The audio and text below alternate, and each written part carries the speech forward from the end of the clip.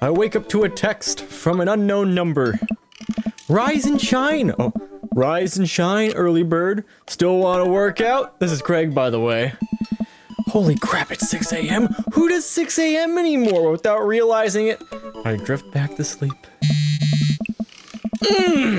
Whoops, must have winked back out. Check my phone again.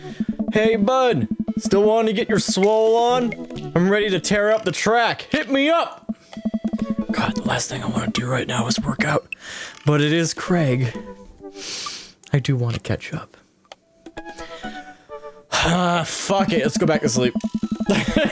I shoot a quick text to Craig to apologize for bailing and immediately fall back to sleep. Come on. I'm doing what I would do. I would sleep. Oh man, how long was I out? What time is it? I'll look over at the clock. It's 3:55 p.m. I have to be at that parent-teacher conference in 5 minutes. I jump out of bed, throw on the nearest clothes, and run out the door. At least I'm not going to end up like sweaty and exhausted at the parent-teacher conference. I arrive at Amanda's school and check in at the front desk. They give me a bright orange visitor sticker and send me on my way. I feel pretty haggard after not brushing my teeth for what the hell, man? This is why whatever, well, I guess I ended up sleeping in. I don't know, maybe things would have been better if I went to the gym. But hopefully nobody will notice. I check my watch and I am relieved to see that I'm only 2 minutes late. Wait, was it room 103 or 108? I spot a youth standing at his locker and approach him for help. Excuse me, do you know where Mr. Vega's classroom is? The youth turns around and looks me up and looks down with heavily lined eyes. I think I butchered that. Sigh. Come on, kid. I'm late for a meeting. Mr. who? Mr. Vega. I don't know. Have you tried the exits? Okay, wise guy. You gonna help me or not? Sigh. Fine. Up those stairs and to the left. Can't miss him. I head up the stairs and walk around, unable to find Mr. Vega's class anywhere. After a couple minutes of searching, I head back downstairs. That punk youth sent me on a wild goose chase. I get back to where that low-rent Gerard Way is standing, fully ready to give him a piece of my mind, when suddenly a head pops out the classroom next to his locker. Oh. Listen, do you have a third period to get to? Sigh. Fine, Mr. Vega. Wow. Now I'm officially 10 minutes late. I glare at him as he walks away. We're not cool. So you must be Z. This period's almost over. Would you mind waiting in the back? Sure, why not? Mr. Vega leads me in and I take a seat in one of the comically small students' desks in the back. I might get stuck in this. Alright, where were we? Now who can tell me about the unreliability of the narrator and J.D. Salinger's Catcher in the Rye? Yes, Colin? Colin stands up and does the thing where he blows into the crook of his elbow to make a fart noise. The whole class erupts in laughter. Alright, everybody, very funny. Colin, please sit down. Now, Holden Caulfield is an unreliable narrator in the sense that the bell at the end of the period rings, all the students immediately get up and make a break for the door. Remember to do the reading and answer the response questions on page 194 in your textbook. Nobody's listening. I'm starting to sound like, what's his face? Joe from Family Guy. Nobody's listening. Or not, I guess. Mr. Vega turns to me and sighs. Middle schoolers, right? Don't you teach high schoolers? Both, you know, budget cuts. Right. Thank you so much for coming in. No problem, Mr. Vega. Please, call me Hugo. I don't know. I normally don't do these impromptu parent-teacher meetings, but I'm sure you know Amanda's a very bright student, and I'm concerned about her recent behavior. What's going on? I don't know. Amanda has never been the most engaged student, but I know she cares. Recently, though, she's been falling behind. She's not completing assignments and has been doing rather poorly on tests. I normally chalk this up to senioritis, but this is strange. I thought Amanda always shared everything with me. It hadn't crossed my mind that something might be wrong. I just wanted to ask, is everything okay at home? We just moved.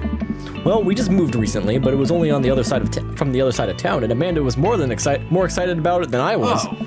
See, if you could talk to her about it, I know she values you a great deal and would appreciate your guidance. If she keeps heading down this road, I know how important art school is to her, and I would hate to see her miss out on scholarship money that she clearly deserves. I'll make sure to talk about it to Amanda. Thanks for letting me know, Hugo. Anytime. On my way out the stop, I'm thinking for a moment. I turned to Hugo. Hey, Hugo? Ah. Yes. Did you ever catch that rye? Oh. Yes. So he likes Catcher in the Rye. Start getting really into the novels. I leave the classroom and make my way out of the school. I'm still a little bit in shock that Amanda was able to hide this so well from me. She's always been such a force for positivity in my life, especially after we lost her father. Amanda must be done with classes, by the way, for the day by now. I'm sure she would appreciate a ride home, and maybe I can talk to her about what's going on. I pull up to the carpool and Amanda hops in the passenger seat. So, you have any fun gossiping about me? Mr. Vega and I actually just gossiped about our celebrity crushes. So you talked about Mario Batali the whole time? I don't know who that is. It was a very productive meeting. I'm pretty hungry. Can we grab some dinner? Sure thing. Sure thing. Let's go to the mall food court. Does that sound good to you? Yeah, sure. Why the mall? Jeez, can't a dad take his daughter to the mall? Will you buy me things? I will buy you a thing. Singular. Sounds like a deal to me. We drive in silence for a short while. Amanda plays a game on her phone. I should say something. You know, sometimes when a kid gets older, they find that they have to keep things hidden from their parents. And that's okay, because sometimes that's what kids do. And that's okay, but also sometimes it's good to have the parents' perspective, because, you know, maybe the parents have also dealt with similar situations. And maybe they're a little cooler than you give them credit for. Anyway, what I'm trying to say is that it's good to share. I love you. Have you been reading my tweets? You have a Twitter? What? Oh, never mind. Look, sweetie, Mr. Vega said you haven't been participating in class and that you're not turning things in. Oh, I'm fine. Pops, senioritis, and all that. I thought you liked Mr. Vega's class. It's fine, he's fine. We pull up to a stoplight and I eye Amanda. She's still texting. I want you to know that you can talk to me about anything. I can tell whatever it is, she doesn't want me knowing about it, and that's frustrating. I heard MR is going to that fancy art school in California. That's exciting. Yep. Are you bummed that you guys aren't going to the same school? Yep. Amanda keeps texting. She stifles a laugh. What's so funny? I don't think you get it. Okay. Who you text? Noah. Who's Noah? My friend. Does he go to your school? Yep. Do you like Noah? What? No! Dad! Ugh. I can't believe you. Aww. Dad! I mean, geez. Why would you... Gross. Sorry. I'm just asking. Dad, he's just my friend. Guys and girls can be friends. He's my friend. Okay. Jeez. This is going well. Well, good talk. Love you, kiddo. She leans forward and turns up the radio, and I guess that conversation is over. To the mall, then. She likes Noah. We arrive at the mall, a big indoor shopping center of a couple different floors. It's kind of dead, but that doesn't stop the mall security guard from yelling at a group of loitering teens. Let's eat something disgusting for dinner. Hell yeah! Language, Missy. Heck yeah? It's better. Yes, better. We approach the food court and evaluate our options. There's greasy restaurant after greasy restaurant. My heart burns just looking at the menus. Nobody looks happy to be here. What What are you in the mood for? Bread dipped in sugar? Bread with cheese on it? Or do you just want me to inject some fat directly into your bloodstream? Jesus Christ, guys. I extend my hand to her. Would you do me the honor of sharing some nachos? She takes my hand with a grin. It would make me the happiest, cheesiest girl alive. We order a giant pile of chips and unnaturally orange cheese from a very unenthusiastic and possibly stoned teenager. We take a seat at a rickety table and dig in. These are bad. These are very bad, but also strangely delicious. We have to eat through the pain. We enjoy the fluorescent cheesy goodness together until we're all out of nachos. So, something's been bothering me for a while. Can you explain memes to me? Which meme? All the memes. Amanda sighs deeply and places her head in her hands. Dad, it's complicated. Like, see, memes are inside jokes shared by a bunch of people. They get less funny the more people do it. So the problem is that by the time a meme gets to you, Dad, all us yous have already done the joke to death. And what's worse is that movies and TV and video games will try to jump in on a meme train, but it's just based on how long it takes to make them, and the meme will be long dead by the time it comes out. So it just dates it, and it isn't funny. Oh shit, what up? Aww. Dad, please. Anyway, changing the subject. Where to now? Want to go to that goth store? What? You know, the one that's all black and tries to establish itself as anti-establishment despite being the exact representation of the establishment. I don't know what store you're talking about. You know, the one where you can buy chain wallets and it's basically an assault on what people fought so hard against in the punk and hardcore movements of the 70s and 80s. Dude, you gotta be more specific. The one where you threw up in that one time. Oh, that one! Yeah. Amanda runs into the store with me trailing behind her. She makes a beeline for the back. There it is. You can see the outline, kinda. I'm so proud. Speech, Amanda. Yes. Speech. All right, I'll do it if you stop chanting. Amanda stops immediately. I clear my throat. Thank you all for joining us here today to commemorate a historic moment that would forever shape history. On a day very much today, some 5 years ago, our very own Amanda and Royal Daddy had too much blue raspberry slushy on an outing to the mall. After begging her father to take her to Dead Goth and Beyond to buy rainbow suspenders, she proceeded to throw up all over a display of My Chemical Romance merchandise. Her loving father then had to pay for said merchandise, which is to this day remains among our possessions. Thank you. Amanda is moved. She begins clapping, slow at first, then faster and more vigorously. Several other patrons turn their heads. One of them also starts clapping. I bow my head. Oh hey, chain wallets! While Amanda busies herself looking at band t-shirts, I try to find something of interest to myself. Not much for a dad to look at in Dead Goth and Beyond. Oh, and the clearance bin's always fun, I guess. There's a big cardboard box of march down items. I'm pretty sure $4 for purple eyeliner is a good deal, I think. I wonder if it would look good I would look good in purple eyeliner. Hell yes, I would. Hell yes, I would. Look, this is very important to me. Oh, Jesus. I overhear a stifled argument over at a cash register. An older gentleman is carrying a garment and is showing it to a bored-looking cashier with pink hair. I can see that. I don't know what to tell you, dude. I just work here. Listen, I bought this online. The website said this blouse was Victorian inspired. However, when I received it, it clearly held the trademark of Edwardian dressage. Do you want a coupon? I can give you a coupon. Will you leave it if I give you a coupon? Is there a manager present? People have to know what they're buying. I am the manager. I see. Well, it would seem that I have outstayed my welcome. Good day, shopkeep. Your superiors will receive a strongly worded letter by post. Whatever, dude.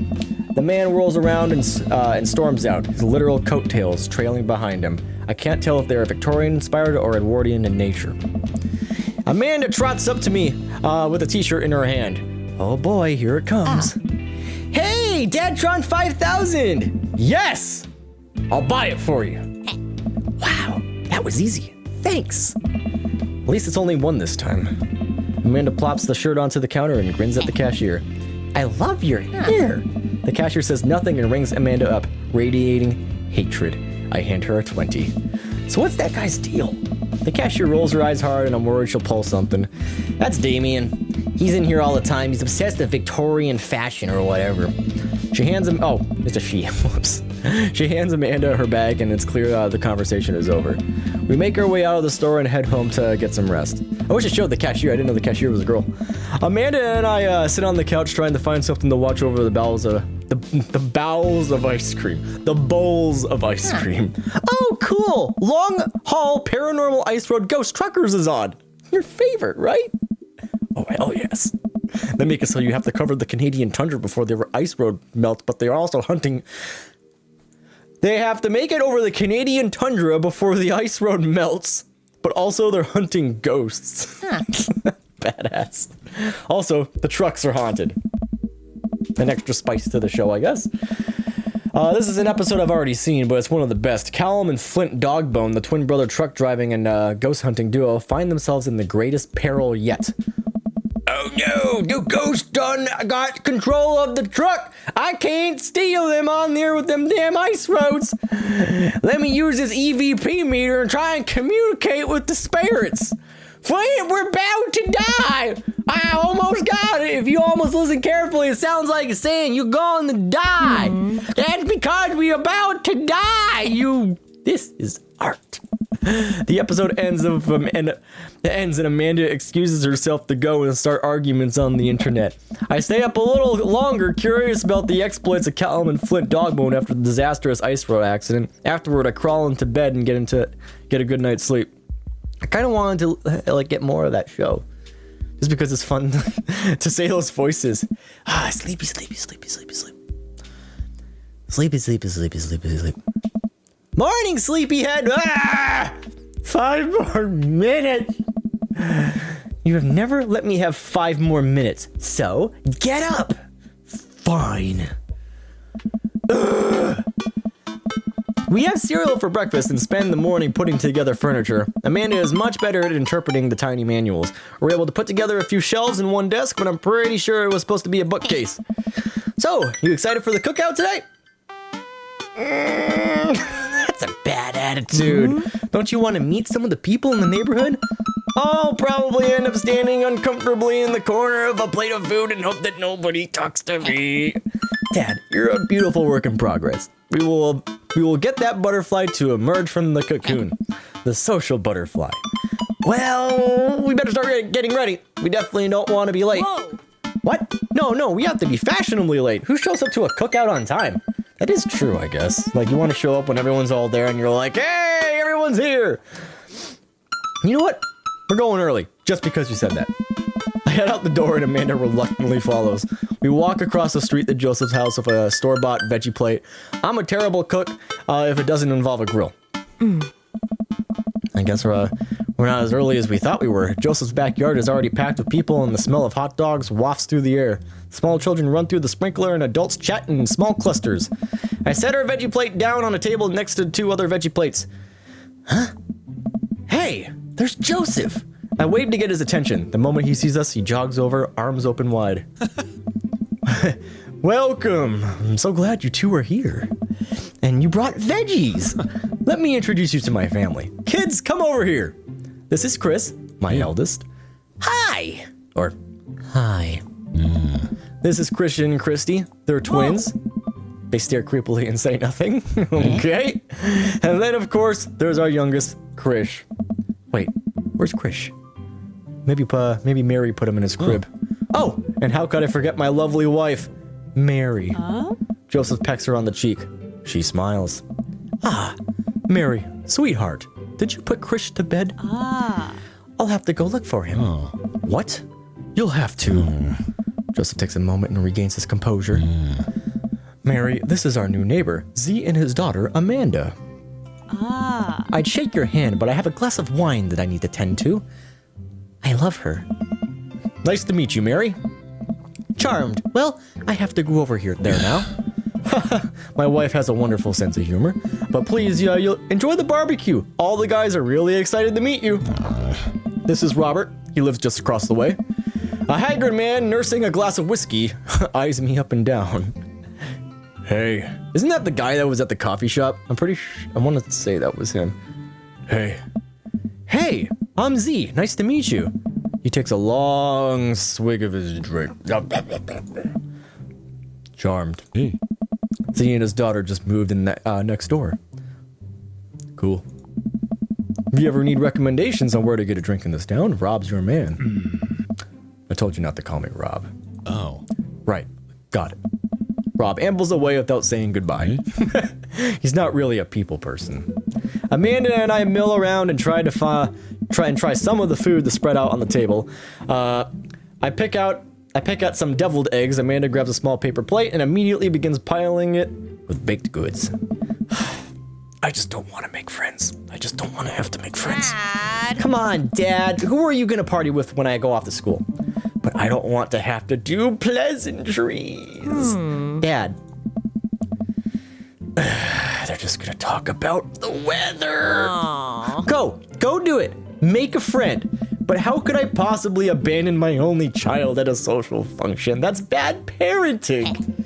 And this place of cookies is my new dad. Bye. Wow. Amanda shoves me into the center of the yard. Well, here goes nothing. I look around at the party and I'm surprised to see some familiar faces. Isn't that the barista from the Coffee Spoon? What a cool guy. And mysterious. Didn't that guy throw a frisbee at my head? Isn't that the guy who was throwing a fit in Dead Goth and Beyond? Isn't that Amanda's teacher? Hey, I know Craig. Wait a second. All of these people live in our cul-de-sac. That can't be right. I'd better investigate. That's kind of weird. You're just kind of going around town, but all the people you meet is just all in your neighborhood. It's like you're living in some kind of simulation. It is a dating simulator. Okay, burger time. Yeah, let's not talk to people. And without further ado, let's work some magic. Joseph closes his eyes, takes a deep breath, and gets to work.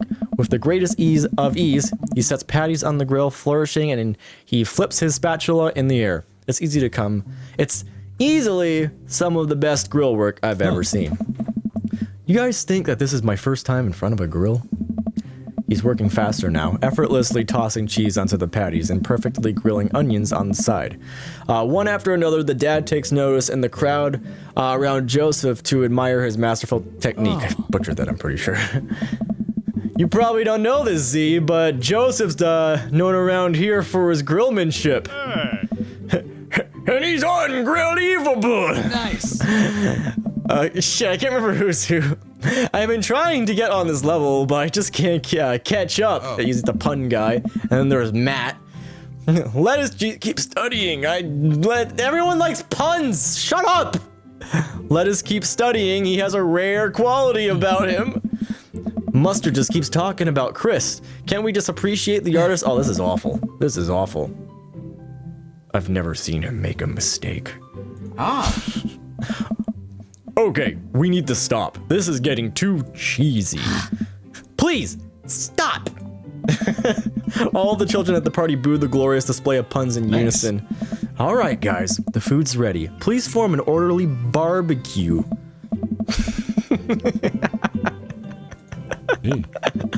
Man, it's so wild how all of us dads just live in the same cul-de-sac. Kinda nice, isn't it? It feels like there's a real community here. Totally helps when you're a single dad trying to raise a kid. We're happy to have you here, man. I think you're gonna like this neighborhood. A lot. And you may never leave. That wasn't in the script. Plus, Amanda seems to be getting along with all the kids. If she decides to get into the babysitting game, she'll really make a killing. Hey, why don't you add us all on Dadbook? Dadbook? Yeah, it's a great social network for dads to keep in touch with each other. We're all on it, so if you ever need to reach out to anyone, that's the simplest way to do it.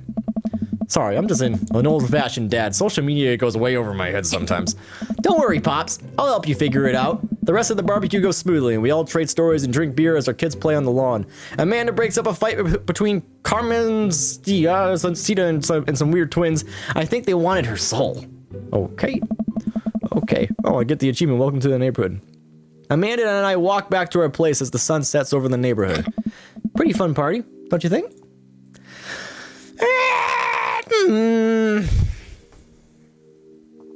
I wish I could have been playing Paranormal Ice Road Truckers. Quite honestly, I want to do more of that shit. You and Daisy seem like you were having a way better time than I was. Because we were! Well, hey, at least you met some other cool dads, and you should hit them up on Dadbook. Maybe I will. If I ever figure out how social media works. I have a good feeling about this place. Me too, Dad. Okay. Okay. Amanda and I arrive home with the remnants of our veggie plate. Nobody's, seems like nobody was really into the cauliflower. Any big plans for this evening? Actually, yeah. I'm gonna go out with some friends. Oh. Is that okay? Of course. Just keep me posted and be home before midnight. You got it. And be careful. I will. And make good choices. Of course. And call me if you need anything. Dad, you're not gonna do the thing where you wait silently for me to come home in the living room with all the lights off, are you? Creepy, like in the movies. What? No, I've never done that and I never will do that. Okay, do you have plans for tonight? My plans were to kind of eat ice cream and watch TV with Amanda, but I'll find something to do. I want to watch the TV show. Should I throw a party? See how long I can sleep for? I should throw a party. A real rager. All the other dads in the neighborhood are invited. I'll see if I can get you a spot on the list, but honestly, it's looking tight, and you may just have to wait in line. I know the guy at the door. I'll get in, no problem. I'm just relaxing tonight. Have fun, okay? Great. I'll see you later. I watch Amanda drive off into the night. I really do hope she has fun. I plop down in front of the TV and turn on some wine and dine mastermind with celebrity chef Gavin Chapman. Looks like Gavin's making a roasted rack of lamb with rosemary mashed potatoes. I'd love to be able to cook like that, although I think if I was actually good at cooking, I'd use my powers for evil, like making baked Alaskas all day instead of any food a real nutritional substance. Man, Gavin Chapman just caught that thing on fire, but he meant to do it. What a professional. I lose track of time as I blaze through several episodes of Wine and Dine Mastermind, and also one episode of some cooking show called Meat Hell. I'm not even sure what that one was about, but it was a whole lot of yelling. I glance at my watch. Man, it's almost midnight. I should check in with Amanda. I send a text. Hey, kiddo, you good? I wander into the kitchen as I wait for a reply. Amanda's phone is almost always in her hand, so I'm sure she'll respond soon, unless she's driving home now, which in case I hope she doesn't respond soon, because I definitely taught her better than to text and drive. I reach into the freezer and grab an ice cream sandwich. It's a little late for this, but I think I earned it after a long day of socializing. I check my watch again, and then my phone. Nothing yet. Okay, see, now I'm worried. Do I call her? Do I call the cops? No. It's too soon for that. I'll send her a gentle reminder text. What's up? I'm a concerned father. Half an hour passes and now I'm really worried. The episodes of Gavin Chapman's Meat Hell are not only assuaging my anxiety, I've never used that word, but possibly exasperating it with all the yelling. So I keep pacing it around the house. Waiting for her to come back. Why didn't I find out where she was going? Who is she even with? Why don't I know any of her friends' phone numbers? Why don't I even know any of her friends' full names? Who is Emma P? I decide to send her another text. Amanda, please text me and let me know you're okay. I can't help but think that of all the awful things that could have happened to her. Oh, thank God. It's her. Amanda opens the door and shuffles in. Finally, she's back home. And I'm glad she's okay. Sup? Sweetie, thank God you're safe. Yep. But now that I know she's okay, I'm really mad. Why didn't you answer my texts? Amanda pulls her phone out of her pocket.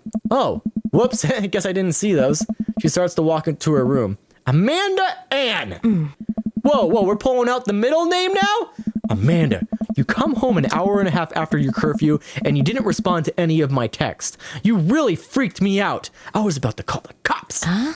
Dad, you're seriously overreacting. You're not going to be like this when I go off to school, are you? I was scared. You weren't responding, and it was just like when your dad. I have to stop myself from tearing up. Huh? Oh, Dad, I didn't mean to. I sit down on the couch and put my head in my hands, and I feel very tired from all of a sudden. You really scared me. It's just please don't do that again. All right, I'm gonna go to bed now. That's awkward. Amanda closes the door to her room, and I headed to mine. Jeez, as I'm falling asleep, one thing she said keeps echoing in my mind. You're not gonna like this when I go off to school, are you? Because what if I am like this when she goes off to school? I'm so terrified. What's gonna happen to her? I definitely didn't sleep well last night. I brewed some strong coffee and made some scrambled eggs for Amanda as a peace offering. She eventually wanders into the kitchen. Hey, I thought about what you said last night. I should have texted you. Yeah, I said I was gonna do it, and I didn't. I honestly just didn't even think about it. I'm really sorry, Pops. I won't do it again. Well, good. All right. Want some eggs? You know it. Sprinkle some cheese on them. Already did. Hey. Man, I'm pretty blunt. Bless you. But hey, you know, it looks like it worked. Amanda scarfs down the eggs in time, and Amanda scarfs down the eggs in time and takes me to wash the. Amanda scarfs down the eggs in time. It takes me to wash the pan. I just could not read that properly. All right, off to school. Smell you later. Wait, one more thing before you go. What? What's Dadbook? Dad. It's a social media platform. Wait. What? What's a social media platform? Dad, I have to go to school. Come on, Amanda. I'm an old man. I can't put together a Dadbook profile on my own. All right. I'll help you sound interesting on the internet. Ugh. Amanda spends the next couple minutes setting up my profile on Dadbook, which, as it turns out, is a place where dads can get together and talk about fatherhood. All right, Pops. We gotta fill out your profile. Let's get some likes and dislikes. Oh, am I gonna do this? Yeah, this is my Dadbook profile. On a Friday night, you are most likely to what? Netflix and grill. Oh my god. Torment my children of dad puns, fall asleep watching the History Channel. Oh god. Netflix and grill. I got that. Jesus Christ. If you had one thing to take with you on a desert island, what would it be? My trusty grill. I don't need anything. My survival skills have trained me for this day. What are your turn-ons? Street smarts. No. Comfortable with crying. A well-manicured lawn. Yes, that.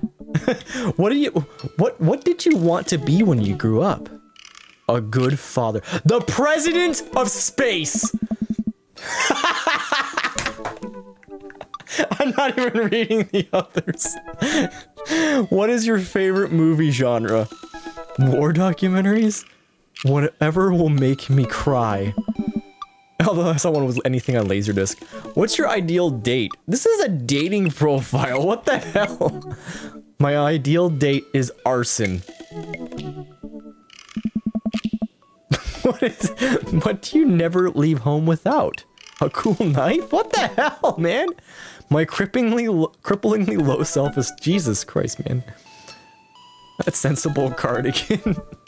Yeah, I'll go with the cardigan. I spent a lot of time thinking about conspiracy theories, potential ends of the world. When can I get my next cup of coffee? Lawnmower modifications. If I'll ever be able to love myself as much as I love my grill. Conspiracy theories. Profile complete. See, that wasn't so bad. Yeah, that was actually kind of fun. I could totally spend all day on here just looking at people's profiles. Hey. You should message one of them, or more than one of them. All of these dads seem pretty interesting. Okay, I promise I'll make some friends. Amanda gives me a hug. Nah. Go get him, Dad. Old Maxwell sure loves the attention. It's great to see another father and daughter out here on such a sunny day. Where's yours? Brian gestures over to a grassy knoll where a young girl sits on a checkered blanket. She's reading a book bigger